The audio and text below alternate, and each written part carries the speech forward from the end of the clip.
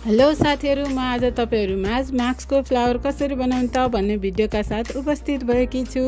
तपाईहरुको घरमा पनि यो कोरोना भाइरसका कारण धेरै मास्कहरु होला, त्यसलाई कसरी युज गर्ने त भन्ने कुरा तपाईहरुले सोचिरहनु भएको होला। यदि त्यसो हो भने यो भिडियोलाई सुरुदेखि अन्तिमसम्म हेर्नु होला है त।